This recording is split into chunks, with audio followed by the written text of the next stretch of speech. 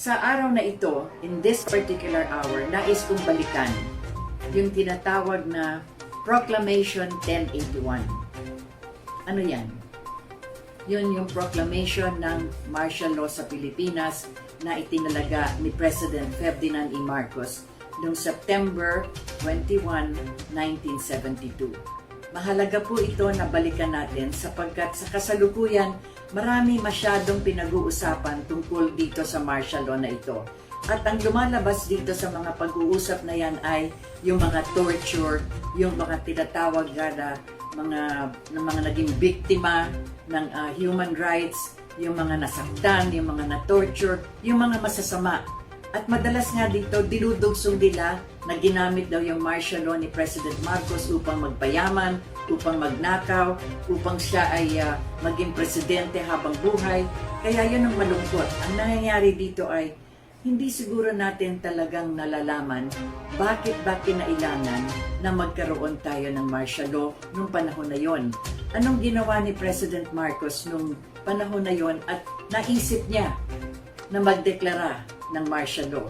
Martial law is a legal provision. Nasa ating fundamental law yan, nasa ating constitution. Ang sinasabi nga dyan na ang presidente, kung sa isip niya ay magkakaroon ng threat sa national security, merong threat ng invasion, merong threat ng rebellion, lahat yan ng mga threat sa national security, kaya niya magdeklara ng tinatawag na martial law. Nangyari ito sapagkat noong August 21, yan, maraming nagdiriwang at maraming nag-aalala kung anong nangyari noong August 21. Yun ang simula at hindi naman simula. Doon ang nag-trigger kung bakit kinailangan si President Marcos ang sabi nga niya, magdeklara ng suspension of the writ of habeas corpus. Ano ibig sabihin nun? Yun ang una niyang ginawa.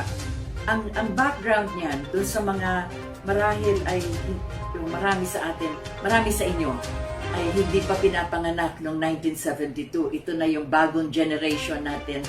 Hindi na matatawag na basta millennials, ngunit lampas na sa panahon na yon. Noong 1972 at prior to that, tandaan ninyo si President Marcos ay presidente noong 1966. 1965 na election na presidente, nagkaroon siya ng re-election. Kaya simula nung kanyang administration ay iba't ibang bagay na ang nangyayari. Kaya kinailangan nung bandang August 1972, nagkaroon ng malaking pagbobomba sa Plaza Miranda. Ano ba yan na pagbobomba na yan? Yun ang simula ng campaign period para sa national elections. Kaya mga senador at yung mga magkakandidato para sa mga iba't ibang posisyon, lalong-lalo na dito sa Metro Manila, hindi pa tinatawag ito na National Capital Region. Metro Manila pa ang tawag noon. Yung mga kandidato noon for senator, naisip nila na at yung mga kandidato rin for mayor of Manila at mga ibang mga posisyon dito sa kalakihan ng Metro Manila ay nagkaroon sila ng rally. Parang political rally, parang yun ang kanilang simula ng kanilang campaign period. Wala pang restrictions noon, kaya August pa, kahit na yung halalan ay magaganap sa November, nagkaroon na sila ng parang salvo. Yun ang kanilang unang-unang paglabas sa mga publiko, lalong-lalo na sa panahon na yon. Ang incumbent president noon, si President Marcos. Anong nangyari? Malaking rally ito sa Plaza Miranda. Saan ba ang Plaza Miranda? Kayo, alam niyo yan. Pero yung mga hindi pa pinapanganak ng panahon na yon, doon madalas nagkakaroon ng tinatawag na political rally sapagkat maluwag yung lugar at ito ay harap ng simbahan ng Quiapo. At sabi ko nga, sa laki ng lugar na yon, siguro mga thousands na 100,000 pwedeng mga taong makikinig kung sino man yung magrarally doon. Political rallies usually doon nagsisimula. Bago yung tinatawag nga ng mga meeting de avance at lahat yung mga iba't ibang mga pagkakataon na sila ay magsasalita sa publiko, hindi pa kasi nauuso nun yung magsalita ka doon sa Quirino Grandstand. Tandaan niyo, ang laki-laki niyan, luneta yan hanggang doon sa Rizal Park. Ngunit doon sa Plaza Miranda, kaya mong punuin yung lugar na yon. Kaya doon ginanap noong August 21 yung kanilang political rally ng Liberal Party. Nabanggit ko na sa mga nakaraan nating pag-uusap there were only two political parties at the time. You had the Nacionalista Party, and that was the party of President Marcos and the rest of the other elected officials. And then you had the Liberal Party. Sila yung parang opposition sa Nacionalista Party sapagkat sila ang hindi nakapoder. In other words, whenever they are not in positions of power, they are considered as the opposition. Kagaya na nangyari nung panahon ni President Magsaysay. Siya naman ang Nationalista Party, ang opposition naman doon, mga liberal. So ganun ang nangyayari sa palipat-lipat kung sino man ang may kapangyarihan at may hawak ng pinakamataas dyan sa mga political parties na yan, which is the office of the President. But at the time, there was this big rally of the political candidates. Ang mag-MC or Master of Ceremonies ng political party na yon ay si Senator Benigno Aquino Jr., si Ninoy Aquino. Siya ang mag-MC. Ngunit wala siya doon. Hindi siya dumating. Maraming storya kung nasaan siya. Basta hindi siya dumating. Kung nung dumating man siya, tapos na yung pagbobomba. Ang nangyari doon ay, habang nagsasalita yung mga kandidato, may mga nagtapon ng granada doon sa entablado. Maraming namatay, maraming nasaktan. Si Senator Salonga nga, na kandidato to, naputulan pa ng daliri. Si Mayor Bagatsing, na kandidato siya noon sa pagka-mayor, naputol din yung kanyang isang paa. Maraming talagang napinsala, lalong-lalo na yung mga nakaupo doon sa entablado. Because of that bombing of Plaza Miranda, at marami na kasing incidents prior to that, kinailangan na sabi nga ni President Marcos, hulihin kaagad kung sino yung mga may kasalanan noon. Kaya he suspended the writ of the habeas corpus immediately. Ang ibig sabihin nun, pwede mag-aresto na wala nang kinatawag na gagaling, pupunta ka pa sa korte na meron ka pang arrest warrant na magagaling sa korte. In other words, you do not have to file a complaint with the court to be able to obtain a warrant of arrest for a certain individual or certain individuals. With the suspension of the writ of habeas corpus, lahat ng mga pagsususpetsahan na merong kaalaman doon sa pagbomba ng Plaza Miranda, pwede nang hulihin. So doon, parang preparatory na yan, doon sa declaration of martial law. Marami na rin nag-uusap tungkol dyan. Maaari siguro magde-declare na ng martial law si President Marcos. Sinulat ko nga, sa kanyang pahayag tungkol dito, sinulat ni President Marcos ang mga dahilan kung bakit kinailangan siya na pagkatapos ng bombing sa Plaza Miranda noong August 21, kinailangan siyang mag-declare ng martial law sa September 21, 1972. Yung mga dahilan dyan, sabi nga niya, unang-una, 7 ang sabi niya. There are 7 sources, 7 elements that are happening throughout the country where there is already practically anarchy na kinakailangan mag-declare ng martial law to be able to hold peace and order from the center of government, which is by the office of the President. Unang-una, sabi niya, ang mga komunista. Lumalakas na sila at ang malaking suspetsya, ang gumawa ng pagbomba sa Plaza Miranda ay mga komunista. Kaya number 1, yun ang sinasabi nga niya, because the communists are getting more aggressive and they're more open when it comes to bombing and killings, kailangan sila ang una na maging source kung bakit kinailangan mag-declare ng martial law. Ang katotohanan niyan, saka ko na lang pero idudugsong ko na. Ang nangyari nga, after for about 14 years from the bombing of Plaza Miranda, they were blaming President Marcos kasi siya daw yung nasa administrasyon ng panahon na yon, kaya siya ang nagbomba sa Plaza Miranda para ubusin ang opposition laban sa kanya. Anong nangyari? For 14 years yan kanilang sinasabi yan. Pagkatapos ng 1986, nung wala na sila President Marcos, ang sinabi nga doon, ang nangyari, yung mga nagbomba mismo, naglabasan na at nagmalaki. At sinabi nila, kami ang nagbomba sa Plaza Miranda. Andiyan na sila Victor Corpus, Lieutenant Victor Corpus ng panahon na yon, ngayon general na-appoint na nga sa iba't ibang posisyon. At maraming mga mataas, high-ranking communist leaders, they all came out and they were bragging. Hindi lang bragging, they admitted that they bombed Plaza Miranda. Doon na lumabas. Maraming nagsalita, maraming publications tungkol dyan. After 14 years, after blaming President Marcos, Then the communists came out at sinabi na nga na sila ang responsable doon. Tandaan ninyo, nahuli na nga nung panahon ni President Marcos yung mga commander ng mga sa mga New People's Army.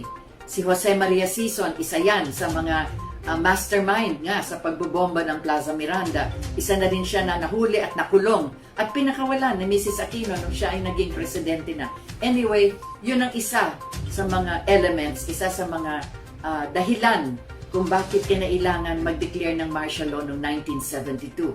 Bakit kinailangan pirmahan ni President Marcos yung tinatawag na Proclamation 1081. Ang isa pang elemento, one other source why martial law had to be declared, and sabi nga ni President Marcos, because of the rightist elements, yung extreme right, na sabi nila kailangan magkudeta para labanan si President Marcos at tanggalin na siya na pagka-presidente. Ang pangatlo dyan ay yung Mindanao Independence Movement. Tandaan ninyo, noong 1966 pa, nagsimula na yan, yung independence movement na yan. Mga iba't ibang mga paksyon sa Maguindanao, hindi pa Maguindanao noon, Cotabato pa lang noon. Sa Cotabato at sa mga Lanao, dalawang Lanao yan, Lanao Sur, Lanao del Norte. Tapos yung North Cotabato at South Cotabato, yan mga lugar na yan, sa Hulo, sa Basilan, sa Tawi-Tawi, lahat dyan ang mga tao, lalo na yung mga nasa Muslim movement, sila ang nagdeklara na we want to be independent from the Republic of the Philippines. Kaya patuloy pa yung secessionist movement na yan, yung kanilang independence movement. Kaya kinailangan nga na eventually later on, napuntahan yung source ng supply ng mga ammunitions, yung supply ng lahat ng mga technical at mga logistical hardware na binibigay dito sa mga nagsisisid na yan sa Mindanao Independence Movement, diyan sa Southern Mindanao. In fact, sabi nga, ang laki na nagagastos ng Philippine government para sa ating mga sundalo para labanan yung mga nagre-rebelde na yan. Ang pang-apat naman ay tungkol sa mga private armies. Nung panahon na yon, ang mga police forces ay nasa ilalim ng mga mayor, nasa ilalim ng mga governor. Ang nangyari kasi sa haba ng panahon na sila ang may hawak sa mga police, yung mga police naging private army. Kung sino man ang incumbent na mayor o sino man ang incumbent na governor, yung police force na nasa ilalim niya ay private army na niya. Anong ginagawa? Yan ang nagte-threaten sa mga kalaban nila. Kung hindi man na nagte-threaten, nagpapatay ng kanilang mga kalaban sa politika. Kaya yan ang nangyari. The police force became the private army of these political warlords. Kaya yun ang tawag sa kanila. Kung papasok sila halimbawa sa isang nightclub at meron silang nakitang kalaban nila doon sa politiko, may barilan na yon, patayan na. Ganyan na nangyayari. Pag minsan nga sa open, hindi na halos tinatago. Naalala nyo nangyari noon. Si Crisologo nasa simbahan at palakad siya papunta sa komunyon, binaril siya sa loob ng simbahan. Anong ginawa ng kanyang anak? Sapagkat gusto niya ipaghiganti yung pagkabaril sa kanyang ama. Yan ang political fight diyan sa Ilocos Sur. Sinulong naman niya yung buong baryo kung saan pinagsuspetsyahan na doon ang galing yung mga bumaril sa kanyang ama. Ganon ang sitwasyon ng panahon na yon. Ang tawag nga dyan, yung political warlords, ang gamit nila mga pulis o hindi man pulis, nagdagdag pa sila ng mga ibang goons na tinatawag nga mga armed people, mga armed personnel, at yan ang kanilang private army. Isa yan sa mga bagay na umiiral nung panahon na yon. Kaya naisip nga na kailangan na magkaroon tayo ng martial law. Ang paglima naman dyan ay itong mga oligarchs. Naku, hanggang sa kasalukuyan, yan pa rin ang pinag-uusapan. Yung mga oligarchs na yan, yun yung mga talagang super rich. Mayayaman sila. Tama nga naman na nagnenegosyo sila. Ngunit sa kanilang pagnenegosyo, kinailangan kasi na maraming tao sila na natatapakan, maraming politiko na kanilang ginagamit para yung kanilang mga kinakailangan na mga batas para ipagpatuloy kung ano man yung kanilang ginagawa ay mapagpatuloy sapagkat may pera sila. Sila na rin ang bumibili ng mga tao na halimbawa sa customs, kung saan-saan. Sila na rin ang medyo nag-aayos, nagre-remedyo sa kanilang mga income taxes. Kaya yung mga oligarchs na yan, anong panahon na yon ay sila ang parang mga hari na nagko-control ng financial at ng economic movement ng ating bansa. Kaya ang nangyayari dyan, pag sinasabi niyan, the rich get richer and the poor get poorer. Yan ang nangyayari. Sapagkat yan, mga oligarchs, sila ang may hawak. Hawak nila ang economic programs, hawak nila ang financial institutions, hawak nila mga politiko na pwede magpatuloy doon sa kanilang mga ginagawa. Isang bagay yan na nagkakaroon din ng influence kung bakit magulo at hindi ayos ang ating bansa when it comes to the correct kind of governance kapag hindi sila makontrol. May pera Yun ang mahirap dyan. Ang pang-anim naman dyan, yung mga criminal elements. Dumadami na ang mga nagnanakaw, yung mga nagre-rape, yung mga lahat na ng klaseng crime.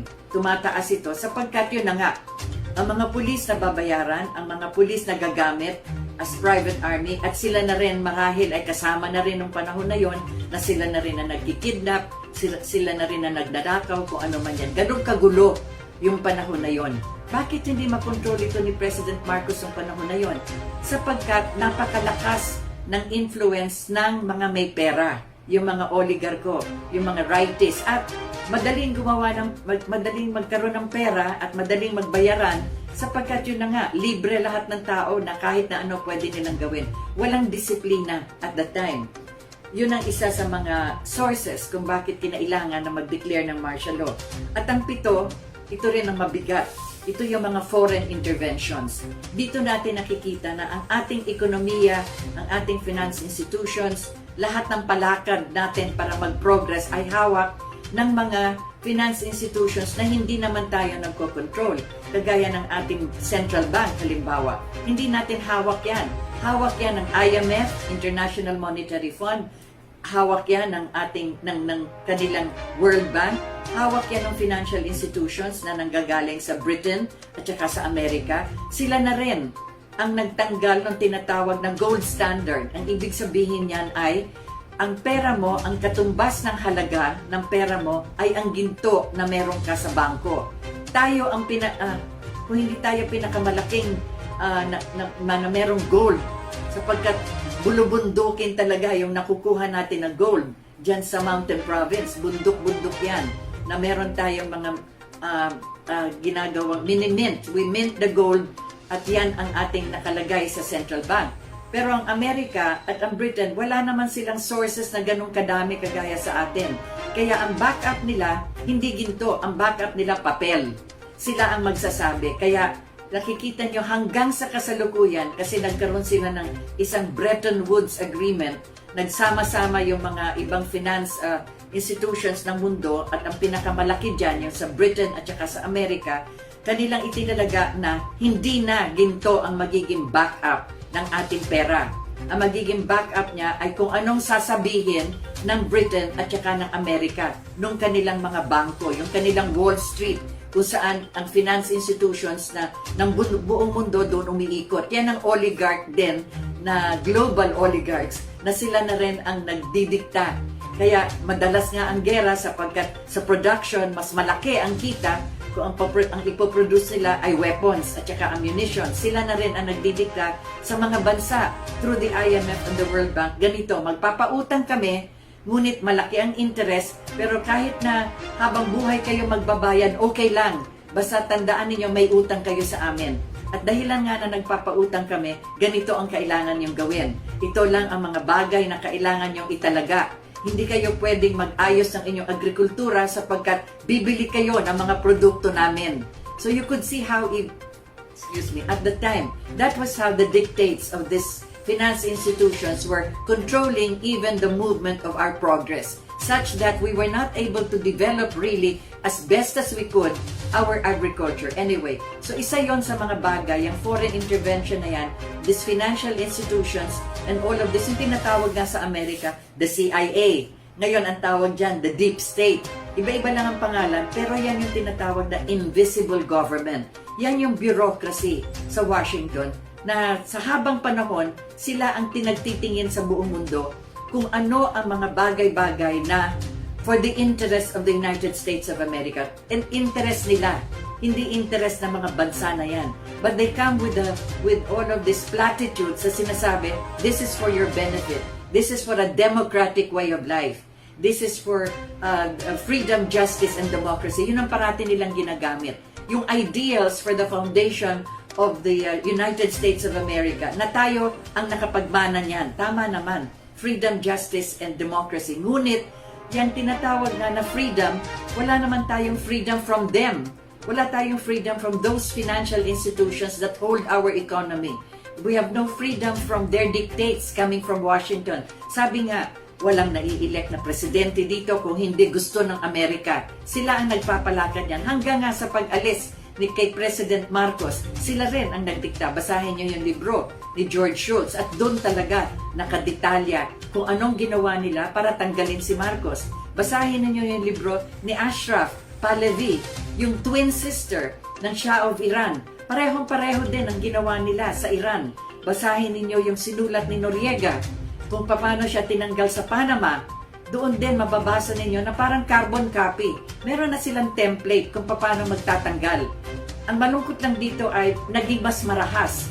Kaya yung pagtanggal nila kay Saddam Hussein sa Iraq, ganun din na nangyari. Pagtanggal nila kay Gaddafi sa Libya, ganun din na nangyari. Ngunit pinatay nila itong mga leader na ito. Anyway, going back to the sources, as I've said, the elements that have caused President Marcos to declare martial law. So maliban sa foreign intervention na yan na pinag-uusapan ko, andyan din ang foreign media. There are many articles that have been written and published how the media has contributed to the removal of President Marcos. Ang dami dyan nakasulat. As a matter of fact, there are also other published doble na. There are many publications that also detail how the American media, the Western media have destroyed the image of President Marcos, and whatever government they wish to destroy, the media is being utilized. They demonize the leader para makita ng buong mundo na justified sila for removing this leader. Masasaktan ng Amerika nito, ngunit sila rin ang nagsusulat nito. Hindi lang nila sinusulat, they just don't write about it, write about the errors that they have done and the crimes that they have committed, but they have also produced movies regarding this. As a matter of fact, they have also produced documentaries regarding the manner by which they remove leaders of the world, how they engage in wars of supposedly liberation, but actually it is simply for the interests of the United States of America, specifically for the natural resources, like what was done in Iraq, like what was done in Libya, and so forth. So anyway, those are already external factors. But you have foreign intervention, and that is where the awareness of how it is important to declare martial law was for the President Ferdinand Marcos. In fact, as I said, practically all movements, especially here in our country, where you have at that time the two largest military bases in our country, the Subic Naval Base and the Clark Air Force Base. And these are the two largest military installations outside of the mainland of the United States of America. So here you could see how important it is, as far as America is concerned, that we maintain that kind of a relationship with Washington particularly. So because of these elements that are happening, because of these factors that are being undertaken, and as I've said, since we are still yung sinasabi nga, may tali pa tayo, nakatali pa yung leeg natin sa mga kung anong gustong gawin ng Amerika. Even the declaration of martial law was cleared with the high leadership of the United States of America. Parang sinasabi nga, the buck stops at the office of the President. Because you have the constitutional provision of declaring martial law, then you really should, in order to prevent yung para hindi magkahiwa-hiwalay, to prevent the disintegration of the country itself because of all of these elements. Let me repeat, because of the communists that are already here in the streets in Metro Manila, they're bombing close to Malacanang, and they're overtaking a lot of territory, and they're already declaring that they want to take over government. Because of the left, the rightists, these are those in the extreme right who would also want to engage in the coup d'etat so that they could take over, feeling themselves better than President Marcos. Because of the Mindanao independence movement, where you have Mindanao, Sulu, Basilan, and Tawi-Tawi, the largest island in southern Philippines, and 3 other islands out there in the Celebes Sea, they wanted to declare the independence of the Republic. Because of the private armies that have been using the police force as their own criminally infested movements and activities, because of crime which has risen to a point that it is already very difficult to control, because they also have links to the private armies and to the oligarchs in a way, because there you have also the oligarchs who would want to be able to maintain the status quo, and that there would be changes that they would want in accordance with how they want it. They either buy the politicians or they buy the government institutions, pay their way through, and that is also one factor. Plus, of course, the criminal elements that have arisen, rape, kidnapping, murder, etc., precisely because the police force was practically almost out of control, and then you have foreign intervention. So I'm repeating that is the background for the declaration of martial law. Walang nag-uusap tungkol dyan. Some people have already tried to bring this out. I know, for instance, an author and a writer who was formerly a communist leader, Rod Kapunan. He wrote a book about this, and also underlining exactly what they did in Plaza Miranda, and all of these elements that I'm relaying to you. Those were the factors that were able to make President Marcos declare martial law. Isa yan sa mga nagsulat. His book is available at the National Bookstore. The author is Rod Kapunan, and several others who tried to come out with snippets of essays and articles, but there is not one consolidated article or book or writing that has spoken or has written about the reasons why martial law had to be declared. And the reason why I am bringing this back now, precisely because we have just finished August 21, and then next month there will be the declaration of martial law, September 21, and I am already anticipating that a lot of people in the opposition against President Duterte, and those that also opposed President Marcos, many of them are still alive, they would want to resurface again the declaration of martial law as a period of darkness and of torture. Now let us talk about the human rights violations that happened at that time. But before we go into that, let me first quote what the President said, President Marcos, when he declared martial law. He said, "This proclamation is exactly what is needed in order that we can have revolutionary change." Revolution means there is an upturn. There will be a complete change. And that's exactly what the President Marcos wanted to do. But this is not external. This is not violent. This is an internal revolution that is from the center. He would want to be able to turn around all of these bad elements, revolt against all of these bad elements that needed the declaration of martial law, and institute the kind of government that has an ideological base, which is for the great majority of our people. For what is a democracy if it is not for the poor? What is democratus? The rule of the majority. But do the poor people rule at this stage? No. We still have all of these elements at this stage. Kaya nga, si President Duterte, ano sabi niya? A war against illegal drugs, a war against criminality, a war against corruption. Ayan, tatlong bagay lang ang kanyang sinabi sa kanyang inaugural, but that is already the entire summary in 1972 why President Marcos had to declare martial law, which is the internal revolution of changing the kind of attitude, the kind of atmosphere, the kind of whatever is happening at the time. Yung mga nabanggit ko nga, yun ang kinakailangan that we have to revolt against. It is not a violent revolution, it is a revolution to institute and to create a new society. Merong awit yan, ang bagong lipunan. Sa mga pera nga, nakalagay yon. Bagong lipunan, nakalagay doon. Bakit? Kailangan magbago. Kailangan lahat ng akin binanggit kung bakit kinailangan ng martial law ay maalis, mawala, at magkaroon tayo ng bagong lipunan, a new society. And remember, the provision of martial law is legal. It is a constitutional provision. Kaya nga sinabi dito that constitutional prerogative is necessary to be able to protect, to secure, and to safeguard our country. Yan ang Proclamation 1081. Kinailangan ito sapagkat ang objective ng pag-declare ng martial law is precisely that, because we need to take care of the poorest of our society, because that is what democracy is all about. Karamihan kasi naghihirap, at yun na nga ang nangyayari. naghihirap sapagkat hindi nakakaabot sa kanila ang benefits and opportunities. Kaya kinailangan na magkaroon ng mga reforma. Hindi lang reforma, a revolution to turn around na yung mga nakakarami na mahihirap, ang sila ay maangat. That was the idea for the Filipino ideology na tinatag ni President Marcos. Ang mga tao ang kailangan bigyan ng tulong at ang nakakarami ang mga taong naghihirap.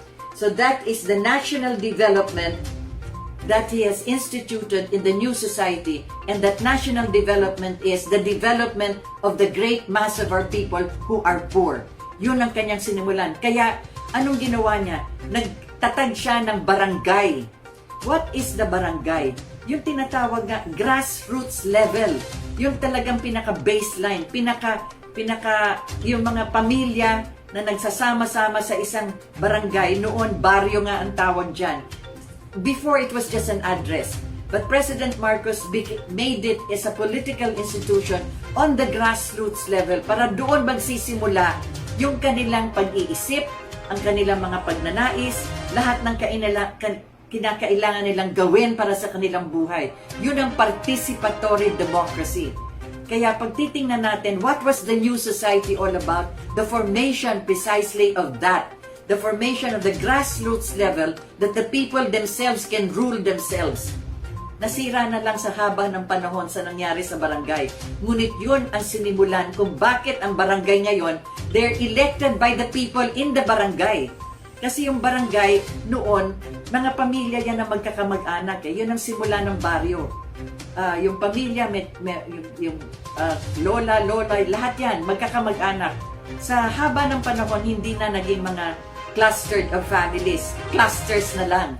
Kaya hindi na lang naging address of several families, naging pagsasama na lang sa isang lugar. It became more or less some kind of a territorial. Kaya yung political impact ng barangay na kinakailangan sila ang makakatulong sa isa't isa. Silang mga pamilya, that is supposed to be the village, the group of people, interrelated. Yung sinasabi kong madalas, the connectivity na kailangan merong pagsasamahan. Yun ang ideya ng barangay. Kaya pag sinasabi ko nga, nung panahon ng martial law, yan ang kanyang itinatag. A new society based on the poor who can be able to govern themselves from the grassroots level so that whatever their dreams are, their aspirations, and whatever they want to happen for their governance will be done there in that baseline sa mga nakakarami. Pero hindi na yan natuloy kasi nagkaroon na nga ng abuse, etc. Kaya ngayon kung titingnan ninyo, ilan yung daan-daang mga barangay officials na ngayon kakasuhan. Biruin ninyo, yung tulong na binibigay na ni President Duterte para magkaroon ng pagkain ng mga tao na walang trabaho, ay ninanakawan pa. Saan ang gagaling? Ayan, lumalabas ngayon sa mga barangay officials, dun sa mga nagtatrabaho sa gobyerno.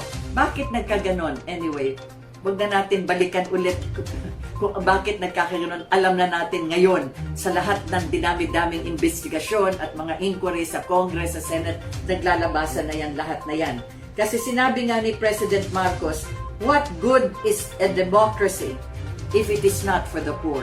Kasi binabalikan niya yung freedom, justice, and democracy. Yun ang talagang those are the sacred elements that we have inherited from the United States of America.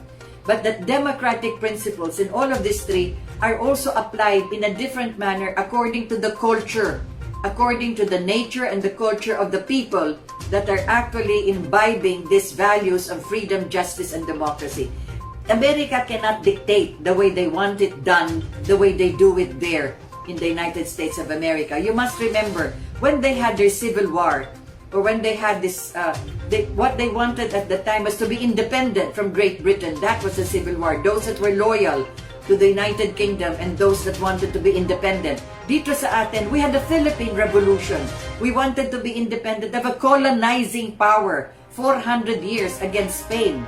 Ngunit pumasok ang mga Amerikano. Nagpasalamat tayo na natanggal nila ang mga Kastila sapagkat yun na nga ang nag-api sa ating mga tao. Again, as we've said, no democracy at the time. But when the Americans came, and we imbibed these values of freedom, justice, and democracy, we used it in accordance with our nature and our culture. And during the time of President Marcos, that's exactly what he said as far as this democratic revolution of the new society is all about. The justice that you ought to give everyone what is his due. Ano ba yan justice na yan? Na magkaroon ng, yan na, I have repeated it so many times, that every person will have all the basic needs and services na mabibigay ng pamahalaan. Basic needs and services of every individual and of every community of individuals. Hindi naman yan ibibigay na isa-isa sa bawat kamay o sa bawat kinakailangan. Yung communities na yan, ano yan? Yung barangay, yung town, yung city, at yung probinsya, yan ang mga communities na yan. Mabibigay ng yung justice na yan sa kanila. Sa ano yan? How do you give justice to an individual and a human community from the government? Ilang beses ko na itong sinabi. Government should be taking care of the basic needs and services. Water, power, food, clothing, shelter, medical assistance, health services, education, mobility, infrastructure, social needs, and of course, yung sinasabi nga natin, sports, even sports and recreation. Magkakasama lahat yan. 11 basic needs and services coming from the government. Anong nangyari? Kung makikinig kayo dito sa programa ko at makikinig kayo sa mga sumusunod na programa ng Kilusang Demokratiko ng Pilipino, then you will realize that you have Sir Toti Carino, Sir Toti Casino, and then you have also Sir Butch Valdez and Sir RJ Havellana. Sila ang parating nagpapataguyod ng tinatawag na basic services should be undertaken by the government for the people. Kaya ngayon nga pinopunteriya yung water and power supply. Di ba? Mahalaga yun. Pero sino ang may kontrolado ngayon? Mga oligarko. Kaya yun ang masakit. Para bang umikot na naman ang mundo. Noon, yun na ang binibigay at yun na ang tinatag ng bagong lipunan na sinasabi nga ni President Marcos, of what value is democracy if it is not for the poor? Kaya noon siyan sinimulan. Nadidinig lang natin yan sa mga programa ng ating unang leader, sa kanyang mga human settlements. Pero ito, palakad ito ng pamahalaan. At sinimulan ito nung nagtatag ang Presidente Marcos ng kanyang Filipino ideology at itinatag din ni Mrs. Marcos yung tinatawag yan, the ideology for the people. Yan, higit sa lahat ang tao. Kaya nga sinasabi, yung basic services na yan. That is the justice that every individual and every community should be receiving. And the next, in accordance with what President Marcos has declared, kinailangan din merong freedom. So lahat ng basic freedoms natin andyan na sa Bill of Rights, hindi po ba? Sa ating Constitution, time immemorial, andyan na yan. Nakalista na dyan lahat ng mga freedoms na meron tayo. Ano pang dinagdag niya yan? The freedom to be able to be a citizen of the world. Anong ibig sabihin nun? Na magkaroon tayo ng kalayaan na lahat ng bansa pwede natin puntahan. And that is where he instituted diplomatic relations with practically the entire member countries of the United Nations, including, at the time, the communist countries of the People's Republic of China and the Russian Federation, which was, at the time, the Union of Soviet Socialist Republics. And also, the opening of the veiled curtains of the Middle East. Kasi noon, wala pa tayong diplomatic relations dyan. Sinimula na rin yan. So, doon din nagsimula yung tinatawag natin na Filipinos can work abroad. Skilled and professional Filipinos can now work in any country in the world where there is an opening for them. Kasama na yan doon sa freedom, and justice. Yan ang talagang pinagtibayan doon sa Philippine ideology. But the democracy, yun ang sinasabi nga ni President Marcos na hanggang sa kasalukuyan, kinakailangan din natin ipagpatupad pa. Na dito nga sa participatory democracy ng mga barangay, ay yan sana ang magbibigay bukas na mga oportunidad para sa ating nakakarami na magkaroon ng trabaho, para magkaroon ng livelihood. Sa kasalukuyan, ano nga ba ang nangyayari? Hindi lang dahilan nga sa pandemic na ito, ngunit sa mga nakaraang mga iba't ibang mga administrasyon, hindi na rin natin natulungan ang ating nakakarami. Why? Because everything else is controlled by the politicians and by the very, very rich. Wala tayong galit sa mga taong nagsisikap upang yumaman. Ngunit yan ang malungkot. Kasi ang kayamanan pag minsan ay nakakasira sa mga interest ng mga tao sapagkat lahat na lang pakikinabangan para sa sarili at hindi nabibigyan tulong ang nakakarami. At diyan natin makikita na ang public services na kailangan ang pamahalaan, ang namamahala, diyan pumupunta sa mga nakikinabang para sa kanilang sarili. Anyway, I go back and forth as far as the declaration of martial law is concerned sapagkat sinasabi nga, puro kasamaan ang lumalabas. Ito, babalikan ko ngayon yung human rights violations sapagkat madalas, hindi lang madalas, pero tuwing nagkakaroon ng pagbigkas ng martial law, ang dami-dami na sa mga kontrolado ng mga media, kontrolado ng mga oligarko, kasi ayaw na nila na magkaroon ulit ng kagaya ng panahon ni President Marcos, na merong mga limit naman, hindi lang basta lahat ng tao. Sabi nga ni Plato, you cannot own all the chairs in the world so that nobody else can have a chair to sit on. You cannot own all the houses in the world so that nobody else can have a house for themselves.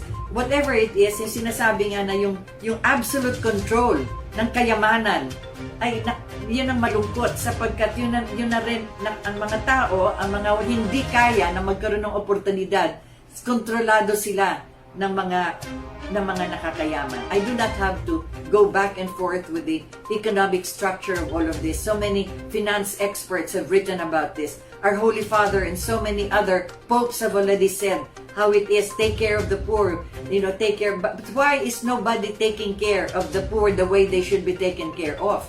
Anyway, so balikan natin yung sinasabi ko nga tungkol sa martial law at itong mga human rights violations. Okay. 11 taon ang declaration of martial law. At sinasabi nga ni Mrs. Marcos, tinatanong nga niya si President Marcos, bakit hindi mo na i-lift ang martial law? Remember, it was 1972 and it went on until 1981. So anywhere in between, yun ang parating tinatanong. According to Mrs. Marcos, tinatanong niya, bakit hindi mo pa i-lift ang martial law? Yan sabi nga ni President Marcos, sapagkat marami pa tayong kailangan na ayusin muna sa kasalukuyan. At isa nga sa pinakamahalaga na nagawa niya, even during martial law, yung pag-reduce ng hawak ng mga Amerikano, the reduction of the bases from 99 years in the original Military Defense Treaty Agreement to 25 years, and then further reducing it to 5 years to be reviewed by any incumbent president. Yun ang isang pinakamahalaga. One of the most important elements that he has undertaken during martial law was that was the freedom to be able to have control over the military bases in a way, because they're being utilized by the most powerful country in the world, and yet we are at the mercy insofar as what they say, the US aid that they're giving in exchange for those bases. And President Marcos was able to demand rental for the use of those bases because they are in Philippine territory. And he was able to say that instead of aid, you give rent. Because aid is depending on what your Congress in America will say. If this is so much only that you want to give, and whatever you want to give, there are also strings attached. That this is what you have to do for us to give you some finances.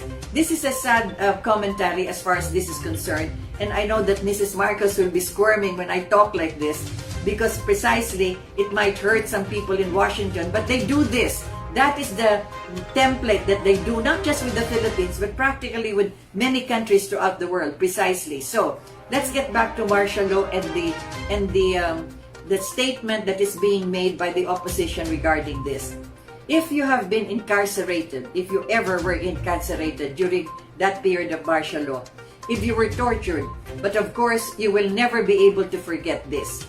But, as you've said, during the 11 years of martial law from 1972 to 1981, there were no cases filed against the President Marcos or anybody of his administration regarding the violations of human rights. Although there was not yet a Commission on Human Rights, but you could file a complaint in court. You could file a case against abuse. You could file a case against torture, etc. Wala.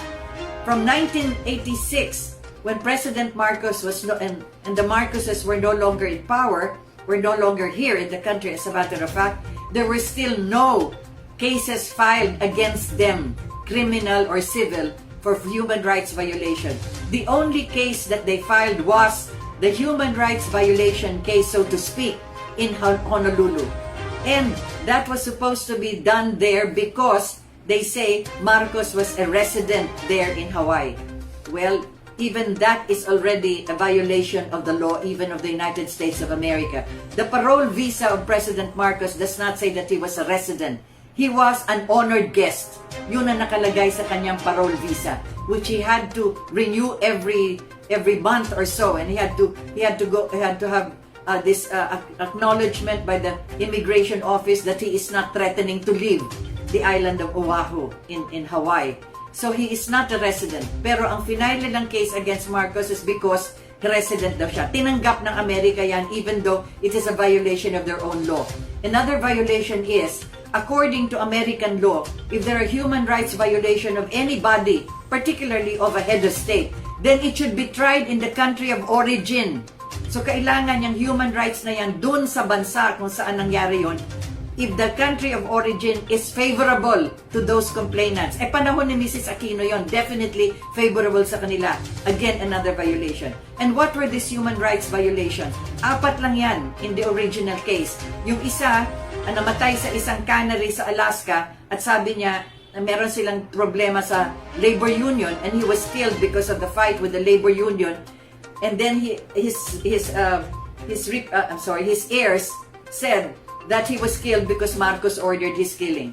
But the person who already killed him was already in prison. Nasentensyahan na yung pumatay sa kanya, and ito sa labor dispute. Yung isa ay nagkaroon naman ng sinasabi nga that it was Amy Marcos who was actually the one that was offended, and so that person was tortured.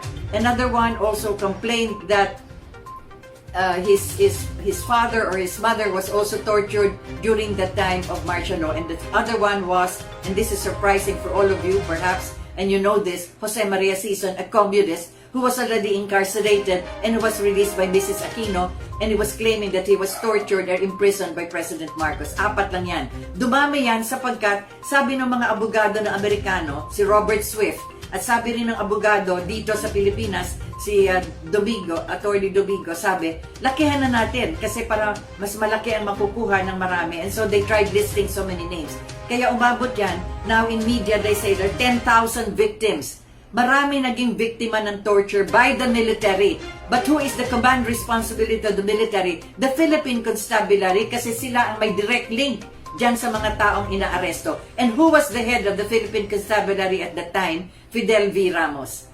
Kaya naku, mahaba pa yan. I will do this detail in another program so that you can understand this human rights violation. But I go back to what I said, that the reason why martial law was declared precisely because of these 4 elements that I have mentioned now. Now there are also movements, and we hear this, and a lot of statements said that we should have a revolutionary government. My goodness, do you know what a revolution is? Try to research your history so that you will know that a revolution is normally bloody, and a revolution devours its own children. So please do not play with this in your minds or even among your statements, because you know how it is. You know, the proclamation of a revolutionary change should not be something that anyone should play around with. And I'm sure Malacanang has already answered regarding this. But I will discuss that in another program, revolution, counter-revolution, because I went through that at the Philippine Center for Advanced Studies at the University of the Philippines. And I will let you know how the studies came from revolutions and counter-revolutions, and that at this stage, we cannot do this by any of these movements that are coming out. And likewise, there could be another revolution within each and every one of us if we can be able to imbibe the internal change of a new society, the ideology of being a Filipino first and foremost, to be able to bring the greatness of ourselves, each and every one of us, to surface this. So until the next time, I'd like to thank you for listening in, and I hope that next program we will be able to have other discussions regarding this. Maraming salamat po. This is Rita Gadi for your hour.